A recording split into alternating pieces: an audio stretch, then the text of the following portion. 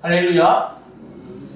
자, 여러분 얼굴이 다 평안하신 게 너무 좋습니다. 네, 마스크 때문에 전체가 안 보여서 우리 역사를 얘기할 때 여러분 역사를 정의할 때 뭐라고 많이 정의합니까? 역사를 정의할 때 역사는 돌고 돈다고 많이 이야기하고 있습니다. 여러분 성경에서도 비슷하게 역사에 대해서 말씀하십니다. 전도서 1장 9절에 보면은 이미 있던 것이 후에 다시 있겠고 이미 한 일을 후에 다시 할지라 해 아래는 새 것이 없다라고 기록됩니다. 해 아래 새 것이 없는 것은 전에 했던 것이 반복되어 오기 때문입니다. 여러분 지금의 상황도 이전의 역사에 이런 비슷한 역사가 있었을까요? 없었을까요? 여러분 전염병으로 전 세계가 팬데믹 때 있었습니다. 중세 흑사병 그죠? 3분의 1이 죽었던 그때도 이런 상황이었습니다. 새로운 건 없습니다. 그냥 반복됩니다. 근데 문제가 있죠. 반복되는데 좋은 방향으로 많이 반복되었을까요? 나쁜 방향으로 많이 반복되었을까요? 아니면 똑같이 되었을까요? 여러분의 의견이 어떻습니까? 좋은 방향 같습니까? 나쁜 방향 같습니까? 아니면 똑같은 것 같습니까? 좋은 거는 못 느끼지. 그렇죠. 나쁜 방향으로 역사가 반복되면 반복될수록 더 질적으로 더 악해지는 것 같습니다. 오늘 본문에 이스라엘 역사를 봐도 아마 그런 것 같아요. 오늘 본문에 들어가기 전에 잠시 그때 당시의 세계 정세에 대해서 설명을 하나 해드릴게요. 지도를 잠시 보면서 설명해 드릴게요. 자, 신흥왕국 아수르가 이제 이 지역을 치고 올라옵니다. 세력 확장하는 거예요. 자, 계속적으로 지중해 쪽으로 뻗어나가고 있고요. 또 어떻게 해요? 남쪽으로도 지금 호시탐탐 세력을 확장하려고 합니다. 그럼 아수르가 견디고 있는 게 어디냐면 바로 견디는 게 아람이라는 나라예요. 오늘 아람 나라가 뭐지? 아람의 의신이 나옵니다. 그리고 그 밑에 뭐가 있냐? 북이스라엘이 있습니다. 그러니까 자동적으로 아람하고 그 다음에 북이스라엘은요 연합을 할 수밖에 없어요. 안 하면은 이 아수르가 침략해서 삼켜버릴 거니까. 근데 아수르는 어떤 정책을 쓰냐면은 전에 같으면은 그 나라를 점령하고 난 다음에는 거기에 그죠? 총괄하는 어떤 총독을 두고 거기에서 조공을 받았습니다. 근데 아수르가 지금 디글라 벨레셋부터는 무슨 정책으로 바뀌냐면 아예 혼합주의로 바뀝니다.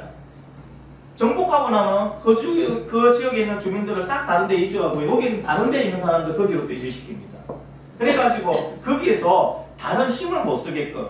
그래서 나중에 보면은 이스라엘이 아수르에 망하잖아요.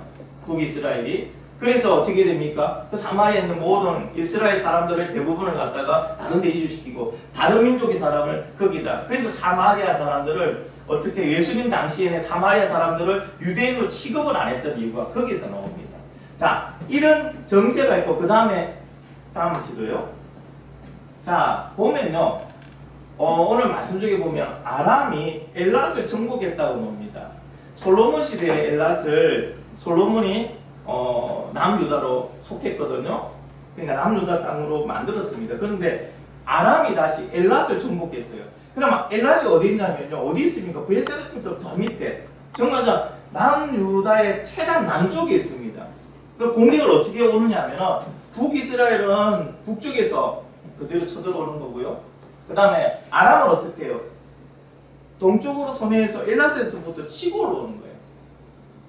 위아래를 갖다가 같이 연합해서 치고 올라오는 전쟁. 그렇기 때문에 남유다가 아주 불리한 입장에 있는 그런 전쟁이었다는 것을 여러분 일단 기억하시고 오늘 말씀을 들어주시기 바랍니다. 자, 이러다 보니까요. 아람과 북이스라엘은 반아수르 정책을 펼칩니다. 어떻게 하면 살아남아야 되니까. 근데 두 나라 가지고는 좀 불안하잖아요. 그러다 보니까 어떻게 남유다 아하스 왕에게도 같이 동참하자고 합니다. 근데 아하스는요 신아수르 정책을 펼칩니다. 그래서 그 말에 여러분 듣지를 않습니다. 그냥 거절해 버립니다. 그러니 나중에 아수르가 넘어오면 어떻게 남유다가 또 치고 올라오면 아람과 북이스라엘은 그냥 가운데서 샌드위치 되니까 불리하잖아요. 그래서 어떻게 생각하느냐? 아람하고 북이스라엘과 연합군을 만들어서 일단 남유다를 치자. 그래서 아하스를 죽이고 자기들과 같은 친아수르 정책을 펼치는 사람을 왕으로 세우자. 자, 이러한 목적으로 남유다를 이제 공격하게 됩니다. 그러면 아하스는 어떤 인물일까요? 아하스라는 인물은 여러분 남유다에는 선한 왕이 참 많습니다. 뭐 대부분 보면은요 하나님 앞에 정직히 행하였다. 뭐 좀 남아되고의 산당을 제거하지 못했다. 히스기야 시대의 산당을 제거하고 그 이전까지 산당을 제거하지 못했다. 그 정도 북이스라엘에 비하면 그래도 나은 거죠. 그런데 그 남유다에 4대 악왕이 있습니다. 4대 천왕이 아니고요. 4대 악한 왕이 있습니다. 그 4대 악한 왕을 꼽으라면요. 아하시아를 꼽을 수 있고요. 요람을 꼽을 수 있고 그 다음에 므낫세를 꼽을 수 있고 아하스를 꼽을 수 있습니다. 재미있는 것은 요람은 아하스의 아버지고요. 므낫세는 아하스의 손자입니다. 그 가운데 누가 있느냐? 히스기야가 가운데 딱 끼어 있어요. 그나마 히스기야는 참 선한 왕이고 잘했잖아요. 여러분 히스기야 아시죠? 하나님께 기도해서 15년간 연장, 그 생명 연장 받았던 그 왕입니다. 자, 이렇게 악한 왕이 4명, 그 안에 아하스가 있습니다. 이 중에서도 제일 악한 왕을 꼽으라면 누굴 꼽을 수 있을까요? 당연히 지금 아하스를 꼽을 수 있습니다. 여러분, 그 아하스는요, 또 재미있게도 남과 북 연합해서 제일 악한 왕을 갖다 꼽는다면 당연 아하스가 최고의 악한 왕으로 뽑힐 정도로 엄청난 악한 왕입니다. 여러분, 얼마나 악했으면요, 남유다의 왕을 소개할 때는 반드시 이 사람도 같이 소개했어요. 그게 누군지 아세요? 열왕기사에서 읽어보면요, 남유다의 왕을 딱 소개하면요, 이 사람도 반드시 소개합니다. 누구냐면 어머니 이름이에요. 어머니 이름을 반드시 소개했거든요. 여러분, 요아스하고 그 다음에 요람, 므낫세는요, 악한 왕인데도 불구하고 어머니에 대한 기록은 나와 있어요. 근데 오늘 본문에요, 아하스의 어머니가 나와 있던가요? 아하스의 어머니는 기록에서 빠졌습니다. 그가 얼마나 악한 왕으로 평가를 받았으면 그 어머니 이름을 기록하지 못하는 거예요. 아시겠죠, 그죠? 우리 자녀들 잘해야 돼요. 여러분이 어떻게 하냐에 따라서 어머니의 이름이 적히고 빠지고가 나오는 거예요. 이 정도로 여러분, 아하스는요 아주 악한 왕으로 평가받고 있었습니다. 이런 악한 왕의 모습은요, 오늘 본문에 여러분 곳곳에 기록되어 있습니다. 첫 번째 기록되면 이렇게 기록되어 있습니다. 다윗과 같지 않았더라. 2절 말씀이죠. 다윗과 같지 않았다. 여러분, 남유다의 왕을 평가하는 기준은 뭐가 있었습니까? 누굽니까? 평가하는 기준이? 다윗이죠, 당연히. 다윗 다 같이 얼만큼 했는지 따라서 선한 왕, 중간 왕, 악한 왕 이런 식으로 나눕니다. 그러니까 다윗과 기준으로 비교했을 때요, 다윗과 같지 않아, 아예 다 틀렸다는 거예요. 다윗과는 완전 기준이 안 맞다는 거예요. 기준 이하라는 겁니다. 그러면 여러분, 북이스라엘 왕의 기준은 뭘까요? 여로보암의 죄를 따랐는지, 그렇죠? 그대로 가지 않고 반대로 갔는지, 이겁니다.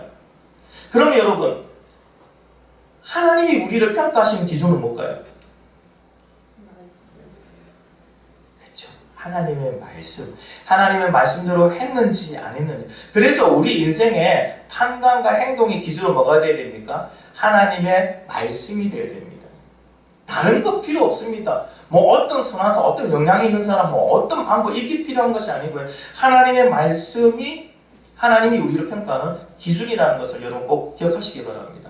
둘째로 또 이렇게 기록되어 있습니다. 아하스에 대한 그 기록이요. 이스라엘 여러 왕의 길로 행했다고 기록되어 있습니다. 여러분, 이스라엘 여러 왕의 길이 어떤 길입니까? 이스라엘은 선한 왕이 없습니다. 북이스라엘은 다 악한 왕입니다. 그가 왜 악한 왕이 됩니까? 어느 길로 갔기 때문에? 여로보암의 길로 갔기 때문에. 그러면 이스라엘 여러 왕의 길로 갔다는 것은, 아니 남유다 왕인데도 불구하고 북이스라엘 여로보암의 그 잘못된 죄의 길로 따라갔다는 겁니다. 북이스라엘 왕들이 했던 그것을 따라 했다는 겁니다. 다윗의 기준도 모자랍니다. 그리고 가지 말아야 될 여로보암의 길도 갔다는 겁니다. 그러니까 남북을 통틀어서 둘 다 지금 나쁜 것만 골라서 하고 있는 것이 아하스라는 것을 알 수 있습니다. 셋째로 그에 대한 기록은 이래 되어 있습니다. 자기 아들을 불 가운데로 지나가게 했다. 여러분, 우리 아이가 가시 하나 찔려도요, 엄마 마음, 아빠 마음 어떻습니까? 쓰리고 아프죠? 그런데 그 귀한 아들을 불 가운데로 지나가게 했습니다. 이렇게 달아오르는 불 가운데로 아이를 지나가게 하면 아이는 어떻게 될까요? 한번 생각해 보세요. 뜨거 비명을 지르겠죠. 가다가 못 나오면 죽는 거예요. 나오더라도 어떻게 됩니까? 제물로 신에게 바칩니다. 이것은요, 당시에 몰래를 숨기던 그 사람들이 드렸던 인신제사를 말합니다. 여러분, 그때 당시에 제일 사악한 제사 방식이 바로 이 인신제사입니다. 자기 아들을 제물로 바치는. 아하스는 무슨 일인지는 모르겠어요. 아마 저희가 추정해 보건대 아람하고 북이스라엘이 자꾸 압력을 넣으니까 거기에 너무 신경을 쓰고, 그러니까 이런 극한 방법, 원래 이런 극한 방법을 막 쓰는 게 아니고 아주 극한 일일 때, 그런 거 있잖아요. 약발이 안 들을 때는 더 센 약을 쓰듯이 극한 일일 때 이런 극한 방법으로 제사를 드렸다는 겁니다. 자기 아들을 제물로 바쳤어. 여러분, 이런 모습을 보면요, 아하스는 철저히 개인주의라는 것을 알 수 있습니다. 아하스뿐만 아니고 당시 우상을 숭배하는 거의 모든 사람들은 개인주의입니다. 왜 그런지 아십니까? 내 아들이 죽어도 나만 괜찮고 내가 복 받는다면 내 아들이 죽는 것 좀 아무 상관없다는 거잖아요. 어떻게 부모의 마음에 아이를 그 불 가운데 치고여서 죽는 모습을 보고 있습니까? 그 재단에 해서 여러분 그냥 재물을 잡듯이 짐승을 잡듯이 잡게 합니까? 이거는 철저한 개인주의입니다. 나만 아니면 됩니다. 나를 위해서는 아들도 희생할 수 있다는 겁니다. 여러분, 이렇게 우상 숭배가 개인주의라고 한다면은 우리 기독교는 뭘까요? 그럼? 기독교는 뭘까요? 저는 이렇게 생각합니다. 기독교는 하나주의다. 왜 그러냐? 누가복음 10장 27절에 보면 대답하여 이르되 내 마음을 다하여 목숨을 다하며 힘을 다하며 뜻을 다하여 주 너의 하나님을 사랑하고 또한 같이 볼까요? 내 이웃을 내 자신과 같이 사랑하라. 내 이웃을 내 자신과 같이 사랑하라. 내 몸과 같이 사랑하라는 거예요. 내 이웃이 내 몸하고 똑같다는 거예요. 여러분, 내 이웃이 내 몸과 똑같은데 어떻게 기독교가 개인주의가 될 수 있습니까? 기독교는 개인주의가 될 수가 없습니다. 여러분, 만약에 기독교가 개인주의가 되는 순간 예수 우상이 되는 거예요. 기독교는 우상이 되는 거예요, 그냥. 이런 생각을 해봅니다. 여러분, 코로나를 통해서 우리 교회의 민낯이 참 많이 이렇게 보여진 것이 너무 아쉽다는 생각을 가져봅니다. 기독교의 생명은 예배가 맞습니다. 여태까지 대면 예배를 계속 정통으로 드렸기 때문에 또 기독교의 생명은 예배를 통해 우리 회복되고 만남도 있고 하나님의 말씀도 선포되는 그런 예배가 생명은 맞습니다. 그런데 우리가 살기 위해서 대면 예배를 드리겠다고 강행하면은 그것을 보고 있는 그 교회와 함께하는 이웃은요, 그 예배를 통해서 생존의 위협을 받고 또 불안해합니다. 과연 이런 이웃이 생존의 위협을 받고 불안해하는 예배를 우리가 강행해야 될, 그것이 기독교가 말하는 하나주의, 하나님이 원하는 그 예배일까 하는 모습, 생각을 가져봅니다. 여러분의 생각은 어떻습니까? 여러분, 기독교는 개인주의가 되는 순간 우상이 됩니다. 기독교는 하나주의입니다. 우리는 예수 그리스도의 몸에 붙어있는 한 지체이고 내 이웃은 내 몸과 같이 사랑해야 될 대상인 줄 믿습니다. 여러분, 이것을 꼭 잊지 말고 기억해 주시기를 간절히 바랍니다. 그리고 아하스에 대한 기록은요, 산당과 작은 산 위와 모든 푸른 나무 아래서 제사를 드리며 분향하였다고 나와 있습니다. 여러분, 산당이 왜 만들어졌습니까?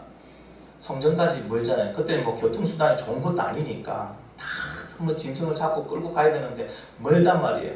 근데 하나님께는 예배를 드리고 싶어요. 제사를 드리고 싶어요. 그래서 어떻게 합니까? 그냥 가까운 장소마다 언제나 하나님께 예배를 드릴 수 있게끔 만들어진 것이 산당이었습니다. 그런데 여러분, 이 산당이란 목적 선하죠. 하나님 위한 거니까 뜻도 선하고 목적도 선한 겁니다. 뜻이 선하고 목적이 선하다 해도 하나님 말씀과 상관없이 내 뜻대로 산당을 만들었기 때문에 이것은 인간 중심의 실용주의가 만들어낸 결과입니다. 잘 아셔야 돼요. 아무리 그것이 선하고 좋은 의미고 좋은 뜻이라 하더라도 하나님 말씀하고 다르고 내 뜻대로 하면은 그것은 사람 중심의 실용주의가 만든 결과물입니다. 아하스 때는요, 이런 실용주의가 극에 달하는 거죠. 그래서 내가 원하는 우상을 내가 원하는 장소에서 내가 원하는 방법으로 제사를 드렸던 거예요. 그것을 또 백성들에게 권장을 했습니다. 심지어는요, 집권 말기에 이것을 더 확장하기 위해서 예루살렘 성전을 폐쇄까지 했습니다. 그 기록이 역대하 28장 24절에 나와 있습니다. 그러니 아하스가 얼마나 악한 왕인지 아시겠죠? 여러분, 이 모습을 보면서 지금 우리를 한번 생각해 봅니다. 지금 우리가 코로나로 통해 가지고 인터넷 예배라는 것이 이제는 정식 예배로 그리고 대중적인 예배로 자리를 잡는 모습을 보고 있습니다. 이것이 예배입니까? 예배이지 않습니까? 기독교에 대해서도 반론이 많습니다. 저는 그것은 따지지 않겠습니다. 왜 그러냐면 예배 드리는 사람의 마음의 중심을 보시고 그건 하나님이 결정하실 일이에요. 저는 이것이 예배이다 아니다. 아니 그러면 나와서 드리는 이 대면 예배를 드리는데도 내 마음이 따로 있고 하나님이 원하시는 모습대로 예배 드리지 않으면 아는데도 대면 예배이기 때문에 예배입니까? 그건 아니지 않습니까? 결국에는 예배는 받으시는 분이 인정하면 예배인 것입니다. 근데 제가 걱정하는 건 그겁니다. 이 인터넷 예배가 우리 사람 중심의 실용주의와 결합해서 그냥 형식으로 드려지는 예배가 되지 않을까 저는 걱정입니다. 왜 그러냐면은 안식일은요 구분하여 그렇죠 하나님 날이니까 구분하여 하나님께 드려야 돼. 안식일 전체가 그렇다는 거예요. 그런데 인터넷 예배로 인해서 인터넷 예배가 어떻습니까? 언제나 어디서나 드릴 수 있는 거예요. 그러다 보니까 이 안식일을 구분하여 하나님 날로 하나님께 드리지 아니하고 내 목적으로 내가 어떠한 용도로 사용하면서 안식일을 언제나 예배 드릴 수 있으니까 거기에서 폰을 켜놓고 예배를 드리니까 나는 예배를 드렸으니까 안식일을 내가 범하지 않고 지켰다고 생각할까봐 저는 그것이 걱정이 되는 겁니다. 여러분 꼭 생각하십시오. 우리가 이렇게 주일에 대한 개념도 내 중심으로 생각하면서 드린다면 그 예배는 인간 중심의 실용주의 예배입니다.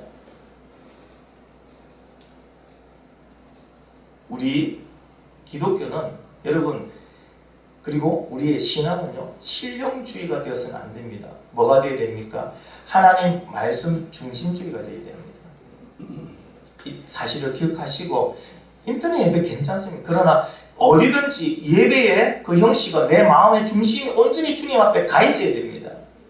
그걸 잊지 마시고 또 안식일은 예배만 형식적으로 드리면 안식일을 우리가 다 지켰다는 것이 아니라는 사실을 또한 기억하기를 간절히 바랍니다. 자, 이렇게 악한 모습으로 치닫고 있는 아하스를 보고 하나님은 그냥 내버려 두실까요?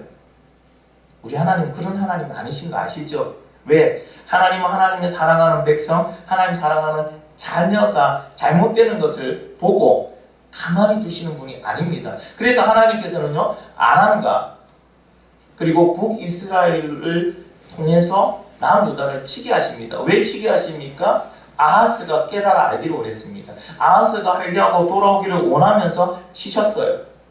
그런데 역사학자들은 뭐합니까? 제가 배경에 설명한 것처럼요 아수르가 세력을 펼치니까 아람과 북이스라엘이 위협을 받고 그죠? 연합정신을 펼치는데 남유다가 따라주지 않으니까 공격해 내려온 것처럼 생각할 수밖에 없죠. 역사학자들은. 그러나 분명히 이것은 하나님께서 하셨다는 것이 성경에 기록되어 있습니다. 역대하 28장 5절입니다. 역대하 28장 5절 찾아서 우리 한번 띄워주시겠습니까? 역대하 28장 5절